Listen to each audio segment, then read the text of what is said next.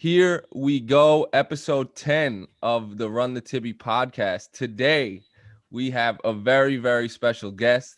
I'm going to let Tibbs introduce him. Yeah, so we got my main man, my former JV coach, first guy who ever gave me a coaching job, head coach, Mater Dei Prep in New Jersey, Coach Rich Buckheit. My guy, what's up, Coach? What's up? Glad to have you on. We good. Glad to have you on. I'm not the host, so I'm gonna swing it back to Steve, but everybody know that we got my man on. So let's jump right into it, Coach Buck. Your coaching style is very fierce. You're not with no bullshit. So I just want to know, what's the method behind the madness? Like, why that particular style of coaching?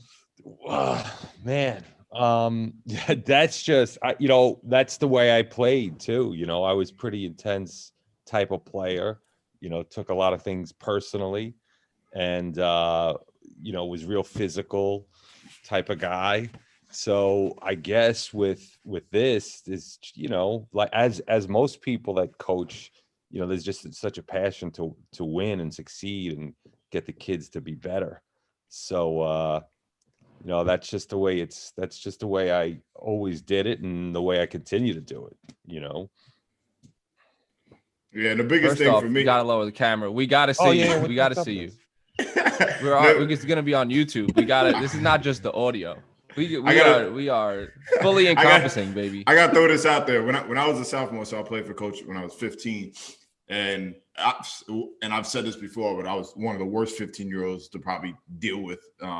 But we had a scrimmage. One day, and Coach brought like a bunch of older firefighters down to play. Plus, like I don't know if you remember this, but plus like John Walsh and everything. And I was out there acting like we were getting our ass handed to us completely. And I was out there acting like a complete douche because we were getting our butts kicked. And I remember like being like real pissed after the scrimmage and trying to sit down. Like one of the older guys, I think it was Paul Cardasco, was like trying to talk to me about like, yo, man, you'd be all right if you just calm down.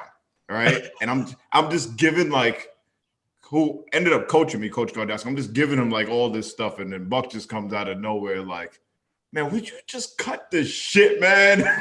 You're never gonna be a player. You're never gonna be a player if you just don't listen to these guys who are trying to help you. Like, what is wrong with you, man? I don't remember you being that bad though at all. And this is what it was, and this is how I feel about my time at that age. I wasn't bad to coach, like as far as like my attitude and behavior, but like I was just really like. That was a time of my life at that age. I was really feeling myself just emotionally. I didn't want nothing to do with anybody that wasn't really trying to help me.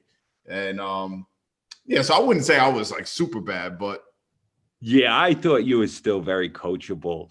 And you always worked really hard.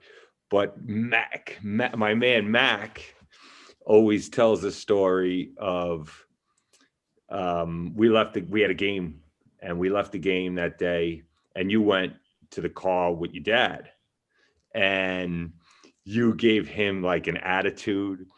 And I know the look your dad gave you because Mac like described it and I could see him doing it.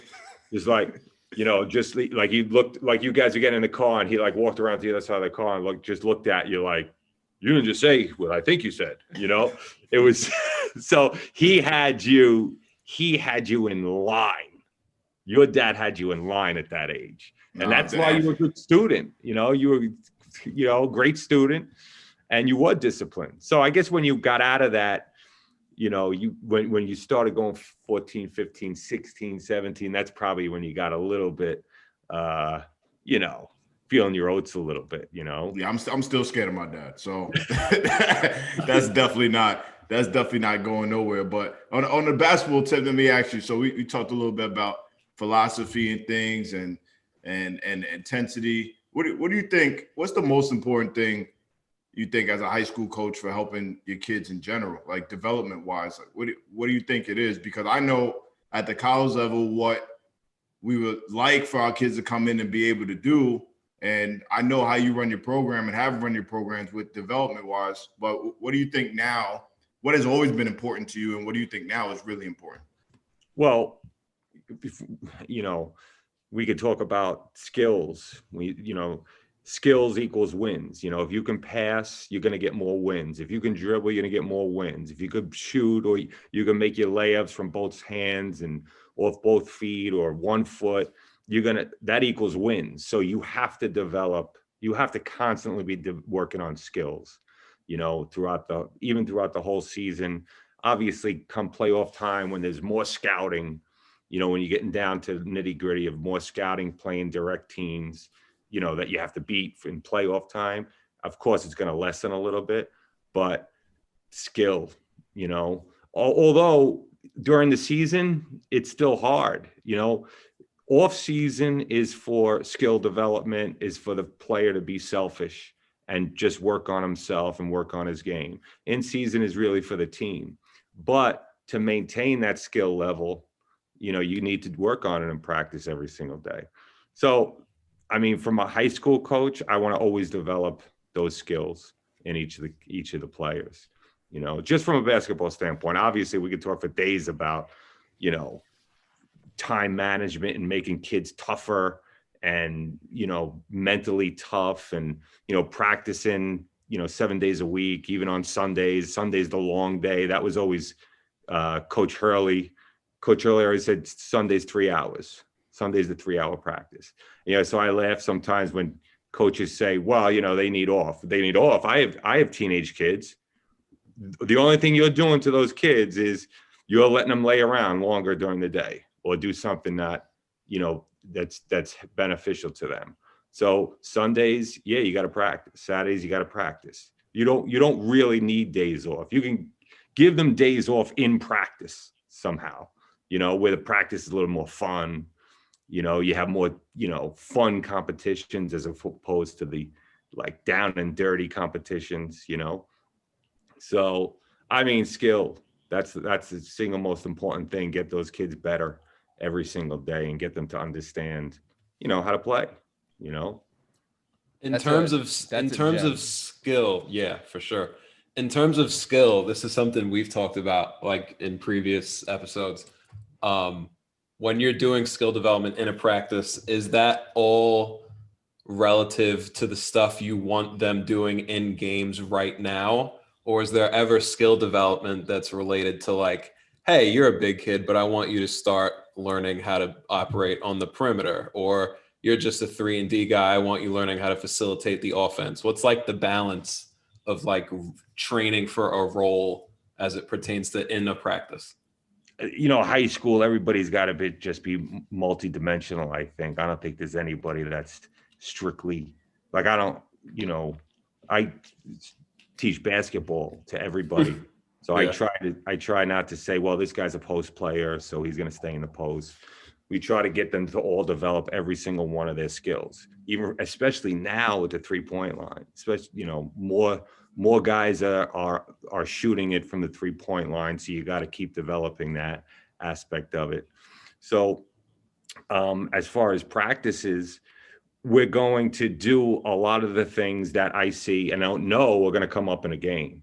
Mm-hmm. We won on a buzzer shot last year in a game, and it was a kid drove from the left side. Our kid drove from the left side, and it was a lefty layup from the right side of the court, a left-handed layup from the right side with his left hand.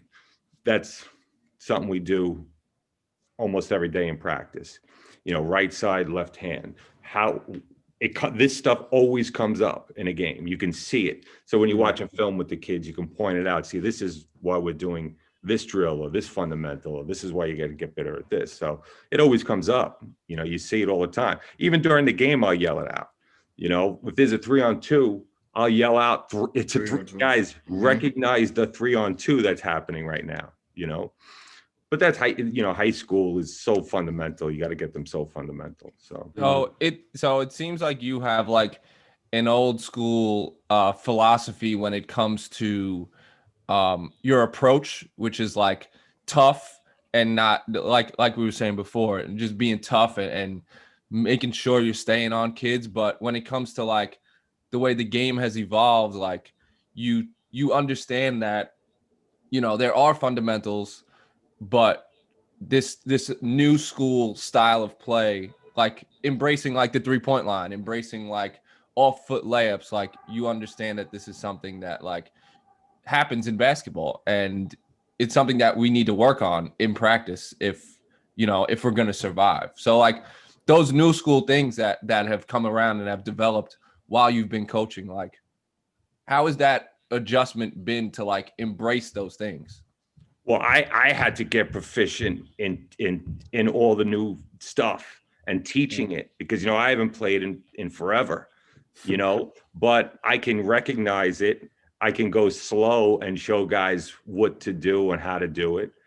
But I love the way the game has evolved in a lot of ways. And trainers, I know you guys are talking about trainers and all the time. I think they're necessary because it expands the kids' minds on what they can do. Now, I don't think they should be working on a million different moves, but they should definitely have one or two that is their own and they use all the time, and they're good at it. But, you know, all those finishes, reverse layup right hand, reverse layup left hand, all of those things have to be part of their development every single day, because it happens in a game, you know? Right. So we talk about philosophy and development. I know for me, a big thing, and I was telling these guys that a big part of my offensive philosophy is playing off 2 feet and jump stopping. That started when I was 15 years old with you, Coach Cormac, and everybody, and teaching me how to play off 2 feet and how that's important. And me and Harry a long time ago had a big argument about jump stopping and all that stuff, right? So, but why? What was the debate? Go ahead, Harry. Oh, this is great. This is look, the last 15 minutes have been nice filler, but now we're really and this is actually, I still need to like finish this video so that I can have a masterpiece to come at you with. But in short, my opinion is when you jump stop, if I drive to the basket and I jump stop, I think the people look at Jay Wright and how much success Villanova has jump stopping. And now it's just, get anywhere near the paint, kill your dribble and get 2 feet down and then start pivoting. Whereas my opinion, and we made like we did a whole Instagram thing, YouTube live talking about, I think, which is another thing Jay Wright really has Colin Gillespie just killing people with, is you should be adding posting up when you get to the basket. Not instead of, but I think that is much more of a deadly weapon, because you're accomplishing the same thing that a jump stop is. You're getting 2 feet down, you're in the paint, you're able to make decisions, but you still have a dribble. So there's more, I would argue there's more things you can do out of a post up than a jump stop. Whereas I think there's something, Dave Lewison, shout out to Dave, we were talking about jump stopping should be a decision. It shouldn't be something you do to find a decision, if that makes sense. Like there are times when if I drive and someone's taking a charge and I jump stop to the side of them and initiate contact, that's a great jump stop because I consciously chose to do that. But I don't think we should train the habit of whenever you get to the paint, just put 2 hands on the ball and get 2 feet down. I think that is a really bad habit to enforce. That's my opinion. Buck, need to hear this one. Need to hear it, Buck. It's my opinion. Well, so well said. I get where you're coming from. When you're talking about in the post, the post. Respectfully, do I receive the ball in the post? He's talking when about a drive is cut off. Yeah, drive is cut so off. You're going to turn. Mm-hmm. Yes. You're going to turn, and now you're going to back your guy, or put a move on back to the basket. So right. at that point, you still have your dribble, as opposed to receiving the ball in the post. You can use either. Correct. And you're landing on 2 feet. You can use either foot for your pivot foot, right? Yeah. So you're going there, and now you have the basketball, and you can do a move. In fairness to what you're saying, that's why I've incorporated the runner. 2. So now getting into that lane in a jump stop, another option for you when you do get into that lane is the runner. Now, at my level, I only teach a runner off your strong hand shot. Not that you I can't. 100% agree. And off either your, if I'm a righty, it's my right hand shooting off my left foot, or off 2, a quick floater type, so a runner. So now I don't believe that every single time you have to jump stop. Now, you have the opportunity to finish. The thing is, with jump stop, you get to the teeth of the defense, they're in trouble. So now the ball is in the paint area. Like I tell my kids, you did your job. You broke down their defense, and you're in a great position where they have to now guard you. And there's always going to be help. There's always going to be a guy turning his head where somebody can cut to the basket when you get to that point. And I love it. I call it the Nova move now. Anytime we land on our 2 feet, and now I'm going to step to make my pass, I can actually 360 around with those passes. You see Villanova do it all the time. Complete 360 on my pivot. I can find anybody, including finish my own shot at that point. And that's something they do a lot as well, because everybody's trying to guard that 3-point line. So if I jump stop and I'm looking to pass, right? I'm looking to pass to anybody on the perimeter. Everybody is running to that 3-point line because they don't want to give up. Their guy can't get a 3. But now I completely turn around in a 360 and I end up having my shot because the defender is trying again to mirror me the whole time. And I see that a lot with Villanova. I see that a lot of guys, and that's something we practice now, where I come to the jump stop off 2 feet. So I see value to both. The thing is, jump stopping gets away from the kids thinking that they're going to. Kids try to finish all the time if you're not giving them that jump stop or teaching that jump stop. Now they're always trying to finish, and they can't finish over the rim. Most kids can't finish over the rim. They have to get into the lane and make a decision, as opposed to if you keep continuing into the lane, taking up some crazy shot with a guy on you, which isn't going to go in and contest. Yeah, and I think Harry, to your point, I think your philosophy is probably shaped by the fact that you work with individual players and your history of working with better players or really good players that usually me or Coach Buck work with, right? So we got to take them out of habits of things that they can't do that well. So I like what Coach said about, you get them on 2 feet. Number one, you're preventing them from taking a lot of tough shots, so they think they can just finish at the rim off 1 foot, especially when they go to another level, where they go from JV to varsity. Like, a lot of those finishes at the JV level are not happening because you're not playing against the best 13 kids from the other team's school. So now you're seeing 6'5", 6'7", 6'9". Now you're seeing that, and you don't see that at the JV level unless they're really young or they're not that good. So I think that's important, because what Buck said was about a team philosophy, like how it helps them team-wise. And obviously that's why I believe in too, is not just helping yourself, even though I do believe that. But having that as a base, in my opinion, is not a bad thing to have. You can always go back to, now you have an extraordinary player that can finish off 1 foot, can do floaters, can do all these things. Well, you give them a little bit more rope to do those things. But more times than not in the team, most guys are going to benefit from 2 feet. So I need to hear your rebuttal, Harry. So here's my thing. And I know I agree with what you said about, like, my philosophy is shaped by, I do not call myself Coach Harry. Like, I gained a lot of the theories that I have based on experience through training people.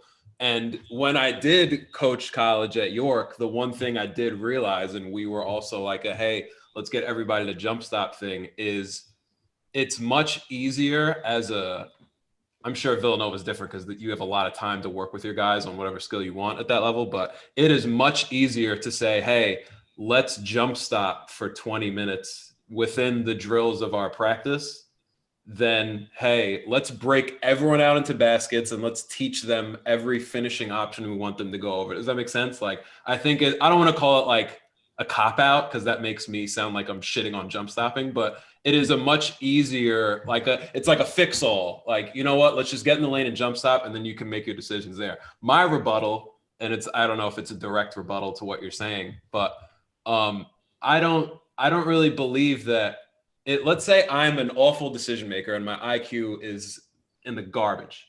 I would say that's you. Not as a basketball player, as a human. Yeah.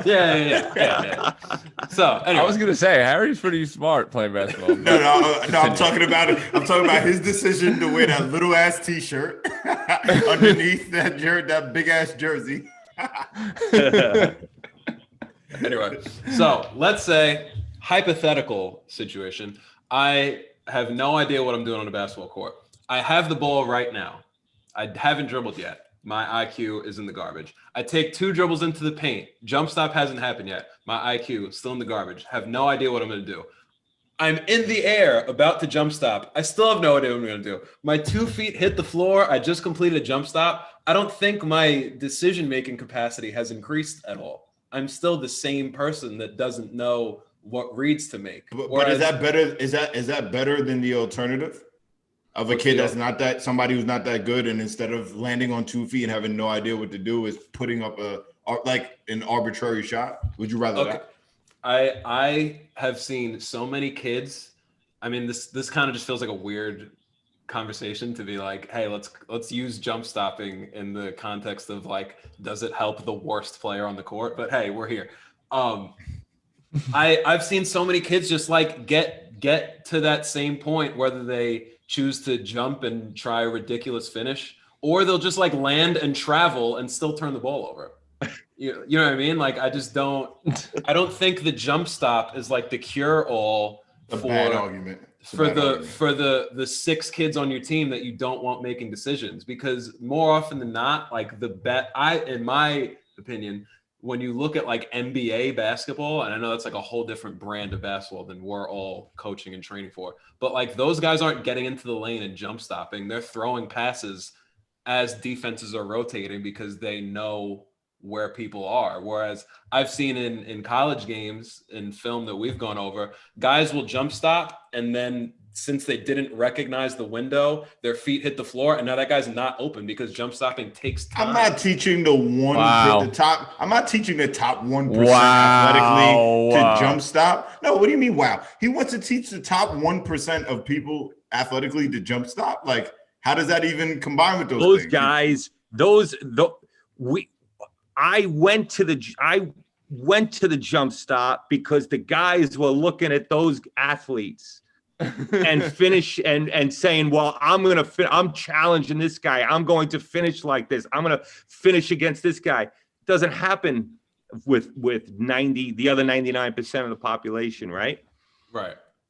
And it's all about getting to a better spot on the floor, a better scoring spot on the floor. And you mentioned 2 dribbles. I'm saying from the 3-point line and your triple threat from the 3-point line, you should be able to get to a jump stop in the lane with 1 dribble. Now you're covering ground. Now you left your defender. Now there's help coming from who knows where, probably a couple of different places. And now you can get an open man. So that's why I'm like really into it, and for the reason. And then those times when you can finish because nobody picks you up, then you have your variety of finishes that you have. Let me ask this. Let's transition from the jump stop because Harry's just. I feel confident. I feel confident in the points I've made. You're right.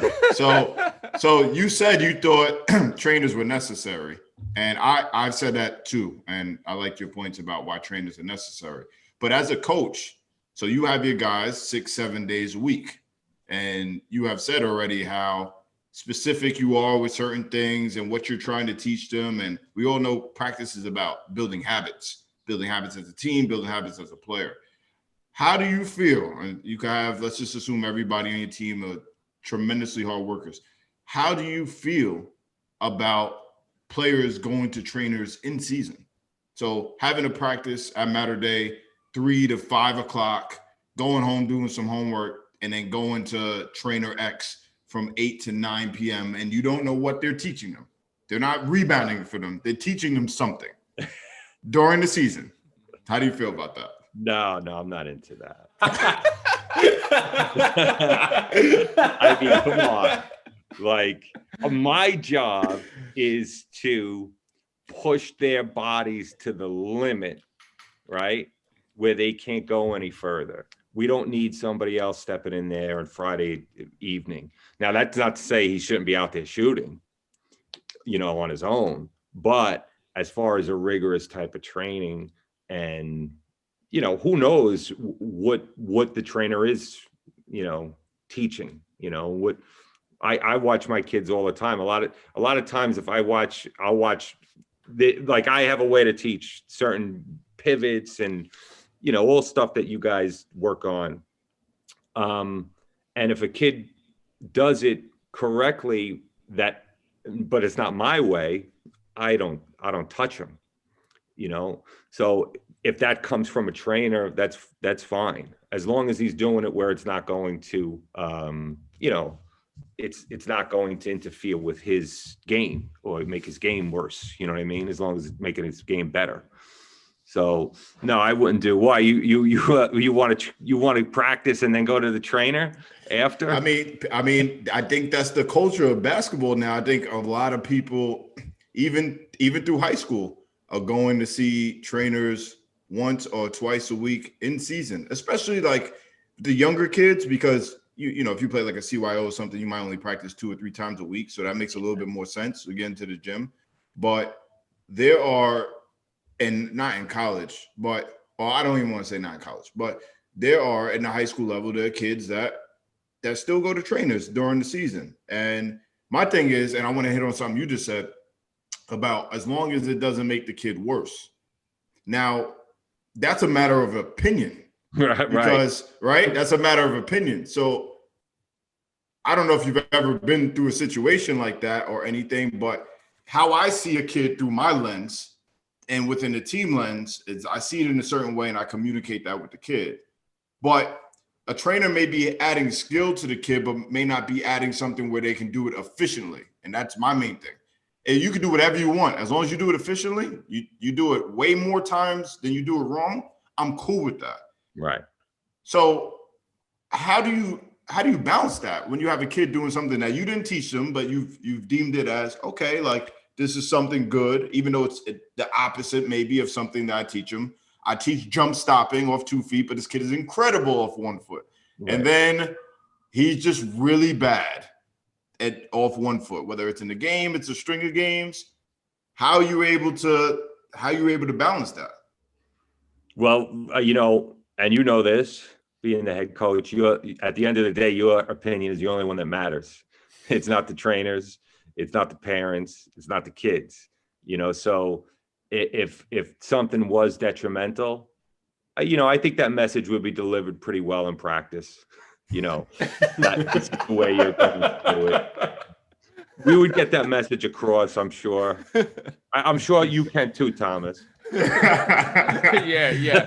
I think he's learned a thing or two from you. So I've learned that it's certainly number one. It's okay to be yourself, whatever it is, when you're coaching. So, and if you don't like it, you could certainly go. No, and to transition from things about that, I think a big thing is philosophy. We talked about philosophy, right? And I have a philosophy. It's influenced by people that I played for or coach under. So I both played for Coach Buck and coach under Coach Buck. So I've seen things as a player. I've seen how it is when, all right, he's getting on you about something like this, but this is what it means. I enjoyed that. So Coach Buck's coaching style was great for me because I enjoyed that. Like I enjoyed being pushed. I enjoyed learning more about the game and all that.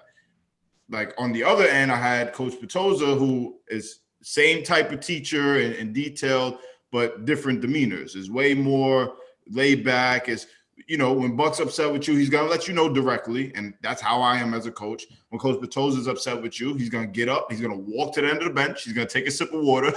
You look at the end of the bench, you go, yo, he just got water. He's pissed. Like he's mad, right? So when it comes about overall philosophy in general, how does your practice philosophy affect your game philosophy? How does one thing that you feel about how you do things in practice, and how does that help you manage the games? You know, I mean, I guess that I go, in practice, as long as the battle is to get them going at 110%, right? At 100 miles an hour, putting in every effort that they possibly can. So, us as coaches, we got to bring that type of energy every single day, which is hard. When you have assistants, it helps, because now if you're off a little bit one day, maybe one of the assistants can be on a little bit more, and you can, really pound into them what you want from them. But once we step onto the court, I think it turns just a little bit to like, this war is now us versus them. And even when you're warring, you can get on your teammates or your players, because you're all in this war together. So I just find it like that practice intensity has to be there all the time, and they have to understand that same type of intensity is going to be on the court. Now, I think I've changed. I can't believe, as I get older, my relationships, I feel, with the kids is better. I don't know if it's because I've just been doing it long enough. I'm certainly not in their generation, you know what I mean? But for some reason, I find it easier to connect. And if you're connecting, then you can let loose all you want, right? Because they get you and they understand you. So I just try to bring it all the time with them, but most importantly, have that relationship with them where they understand he's just going off right now and he's going to be fine in a second, and everything's going to be fine. I rarely do I substitute for mistakes. You know what I mean? Rarely. As a matter of fact, I always try to let them play another possession or two or three, just so they don't think that they're coming out because of something like that. So I don't know. What do you think? I've actually switched it up, and I've always used to be compete, keep score, everything. Like, we keep score for majority of things. We changed the way we score some things. So in the teaching and development of things, we may score the decision and not necessarily the basket. So we may play a full court game, 6 minutes, and it may end up in 6 minutes, may end up being 42 to 34 based on scoring decisions, and not just, whatever. Like, we may not allow play or not.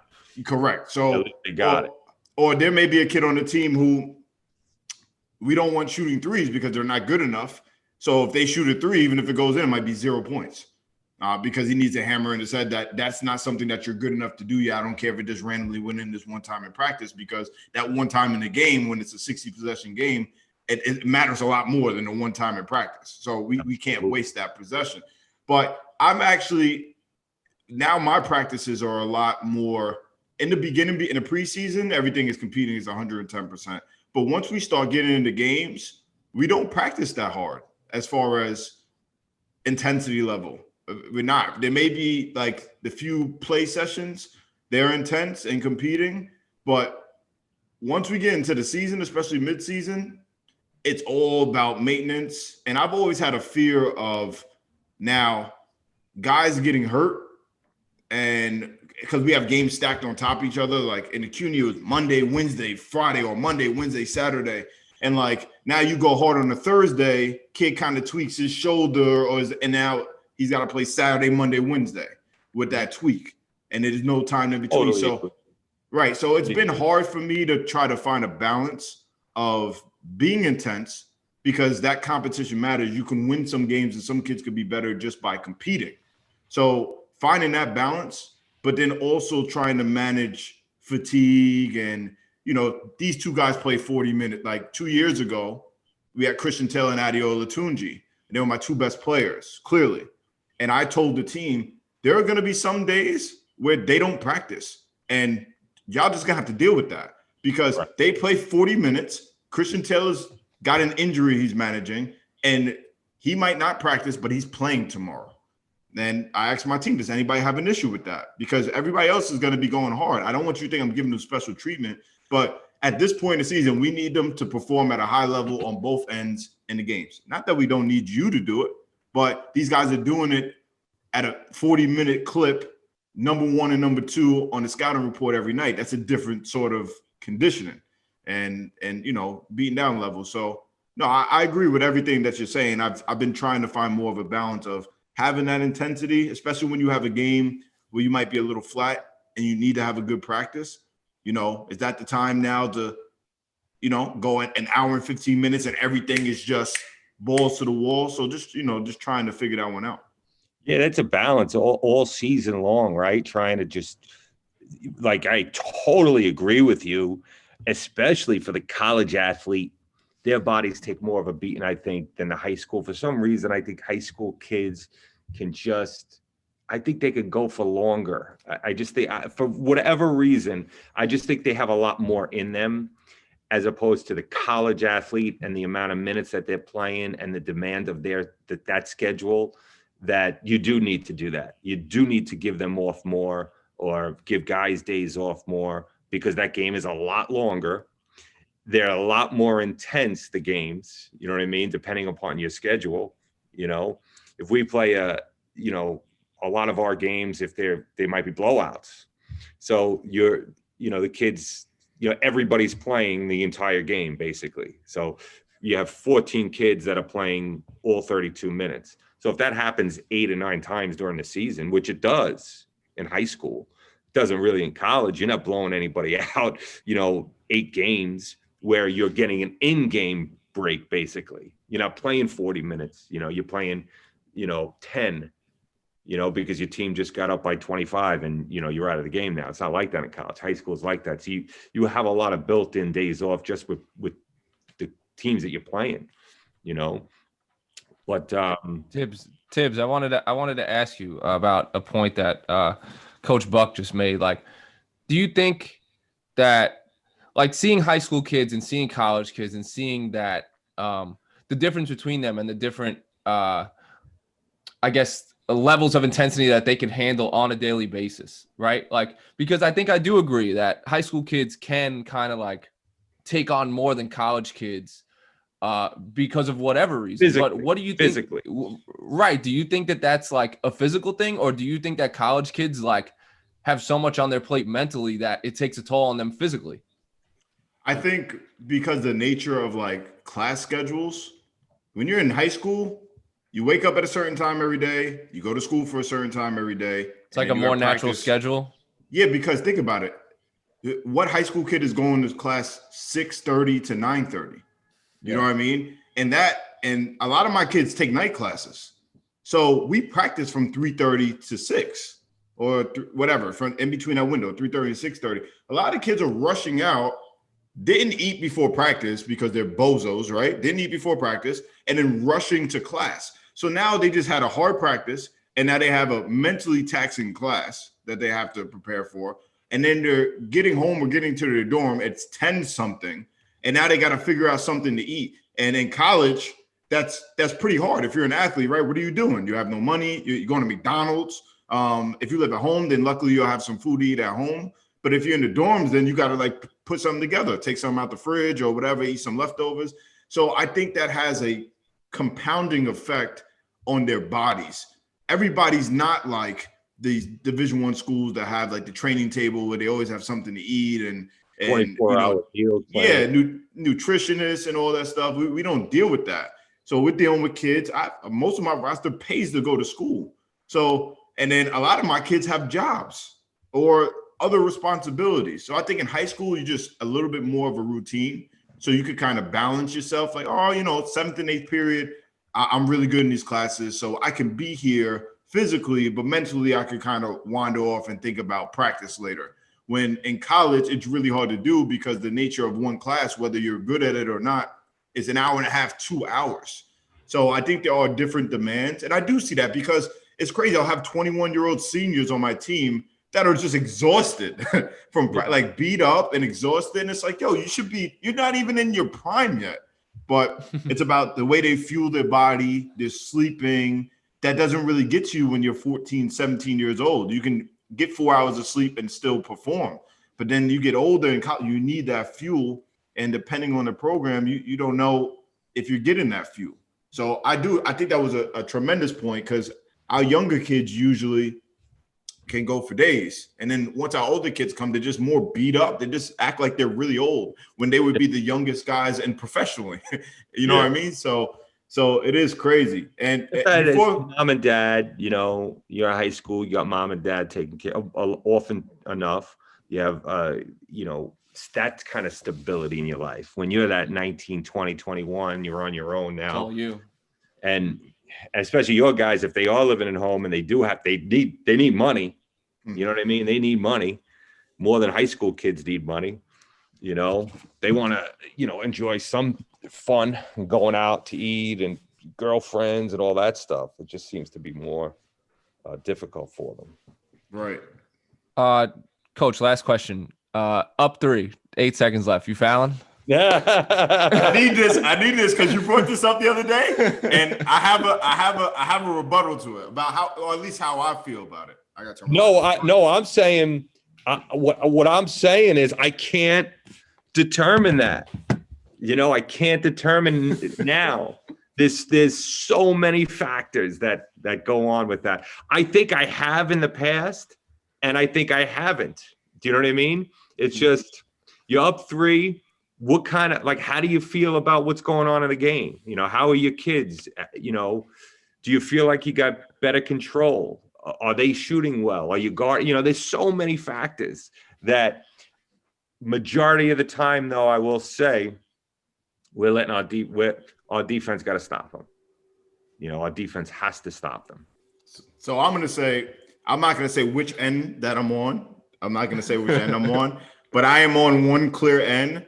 And for the reasoning of experience of things, so past experience, either my team doing it to somebody or it getting done to me has shaped the way that I feel.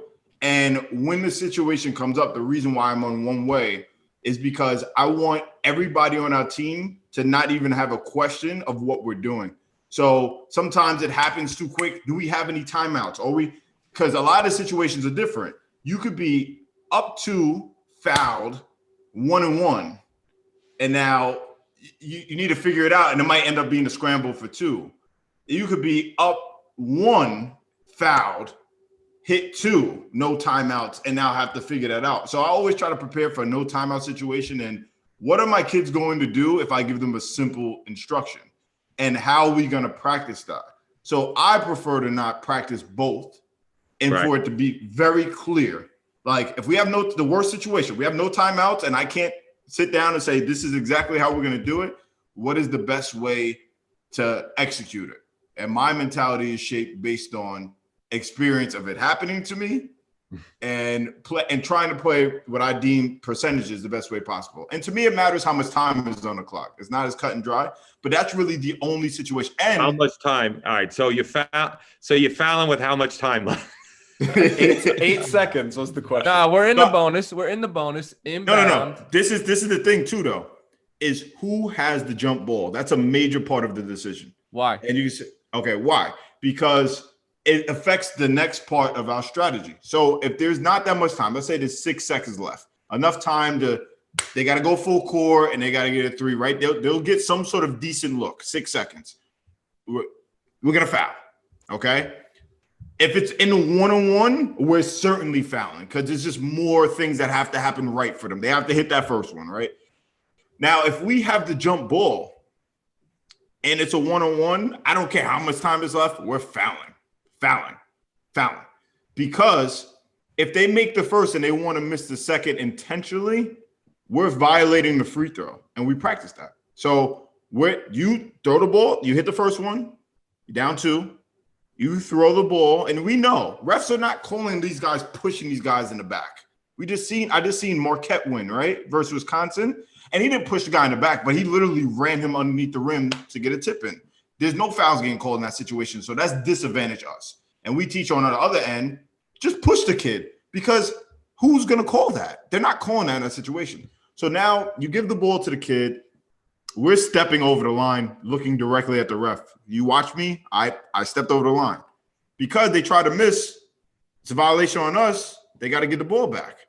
And now you say, so why does the jump ball matter? Because now if they airball, because we'll do it for 20 times. I don't care. There's no rule that says you can't do it 20 times. So make the free throw. So if you airball and it's a double violation, who gets the ball? The team who has the jump ball. So I didn't know that. So listen. So I'm gonna tell you a story real quick. The year we won a championship, this is 17-18 against Lehman. We tried to do it. So Eden Brachich tried to do it. I told him to tell the ref that we were doing it. So he stepped in. I thought Lehman was going to miss the free throw. Milo Mitchell was at the free throw line. I thought he was going to try to miss it. Eden stepped in. The ref grabbed him and told him if he does that, he's calling a technical foul. And in the midst of everything, I was going, there's no rule against that. So, like, I was going crazy. But Eden's looking at me because we practice it. And I was like, don't do it. Because we're in a championship game. Like, don't do it. But it ended up that Lehman actually wasn't trying to miss it. I thought they were. And I thought we can't get a rebound on these guys because they were bigger than us. Like, what was the time on the clock? There was a good amount of time. There was like 9 or 10 seconds left. 9 or 10, maybe even 10 or 11. But they weren't trying to miss it. I was just thinking ahead, just in case they were trying to miss it. So we were going to step in. But we actually didn't even get a chance to do it. So the only time I've ever done it was in an AAU game.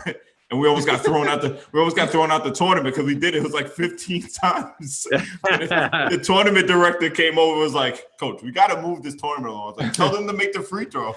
This game will be over if they make the free throws, no problem. So things like that, I try to leave a lot of the emotional decisions out of it because admittedly, I'm not the best thinker when it comes to emotion. So try to have it, look, this happens. Same thing with free throws. I don't care if a kid is 0 for 5 from the free throw line. Before the game, we know who's shooting techs. We know who's shooting techs based on the percentage. So if they're 0 for 5, and it's a big argument we get into, like, no, this kid is 4 for 4, this kid is 0 for 5. Yeah, but that kid is a 60% free throw shooter, and he's 90. So who shoots? I don't think there's any right answer. I just think you should make that decision before the game instead of arguing about it and whatever the result is, the result is. Mm-hmm. Listen, I just think that's part of the fun. Part of the fun in coaching is making those difficult decisions at that moment. And then, sometimes you got to live with them. Sometimes sometimes you don't. Like you can replay games over your head all the time, but I just think that the feel is a fun part of coaching. You know what I mean? That's all. Now, don't get me wrong. There are certain things that are etched in stone, and I believe it, like you're saying, and things that need to be worked on and discussed and prior and all that. But feel for it is just like the whole mental performance, your mental performance under stress and under duress, and having to put that to work in a game. Just like athletes, you're an athlete also while you're coaching. So. It sounds like a lot of mental gymnastics there, but but no, I think that was a great thing to end on. I wish we could be in the Zoom forever, but Tibbs got dinner. I feel like we just started. Tibbs got dinner, so I gotta eat the dinner. Tibbs I didn't realize he dinner. paid so well up there, man. I mean, whoa, we're not doing that. We're not getting into that. Jeez. I'm broke, baby. Brazilian steakhouse Saturday during a pandemic. I mean, geez, you're not doing bad. Wow, Buck is exposing Tibbs. Once a year, I go to a Brazilian steakhouse. It's got to be my birthday or something like that. Tibbs is going on Saturday. Unbelievable. Dinner is dinner, man. But On that note, Coach Buck, thank you so much. No, I'll come on anytime you want. We'll talk basketball the whole time. Of course, we love talking basketball with you. And all right, we finna order this pizza. We'll call you back. Done.